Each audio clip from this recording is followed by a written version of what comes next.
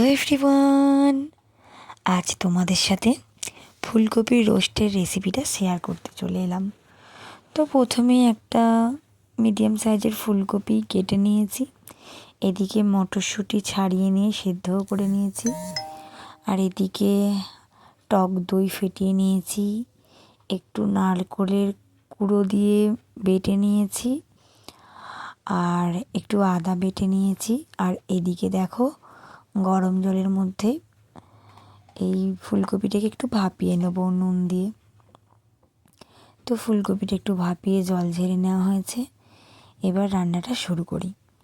প্রথমে কড়াইটা গরম করে তার মধ্যে পরিমাণ মতো ঘি দিয়ে ফুলকপিগুলো ভেজে নেব। ফুলকপিগুলো ভেজে নেওয়ার পরে আবার রান্নাটা শুরু করব। তো চলো, এবার ফুলকপিটা ভাজা হচ্ছে।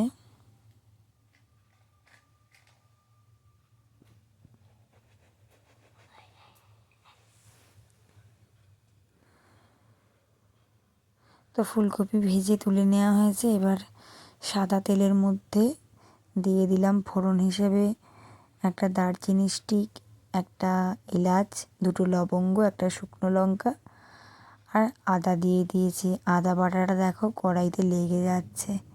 তো আদাটা একটু নেড়ে নেওয়ার পরে এর মধ্যে দিয়ে দিলাম লাল লঙ্কার গুঁড়ো, এরপর দিয়ে দিলাম ফেটানো টক দইটা। টক দইটা আগে থাকতে জল ঝরিয়ে ফেটিয়ে রেখে দিয়েছিলাম, এবার সেটা মিক্সড করে দিলাম। এবার এর মধ্যে দিয়ে দিলাম নারকেল বাটাটা।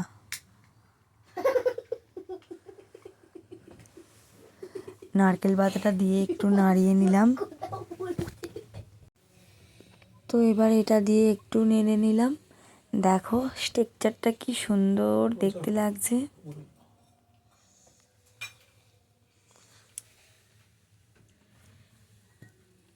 তো এবার এর মধ্যে দিয়ে দিলাম কাজু আর চারমগজ বাটাটা।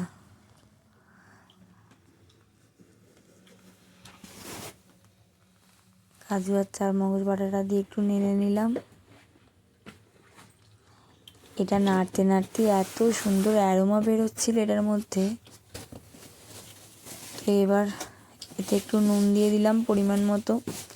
যার যতটা ফুলকপি থাকবে সে সেরকম পরিমাণ মতো নুনটা দেবে। তো এবার এর মধ্যে জল দিয়ে ঢেলে দিলাম।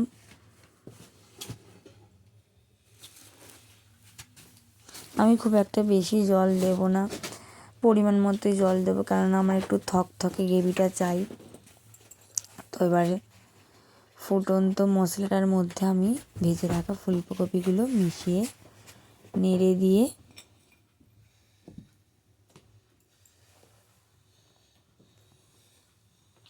এর মধ্যে এবারে মিশিয়ে দিলাম আগে থেকে সেদ্ধ করে রাখা মটরশুঁটিগুলো।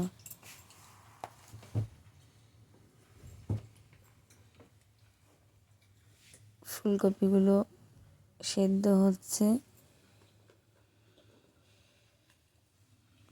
তো এবার দেখো রান্না অলমোস্ট ডান, ফুলকপির রোস্ট।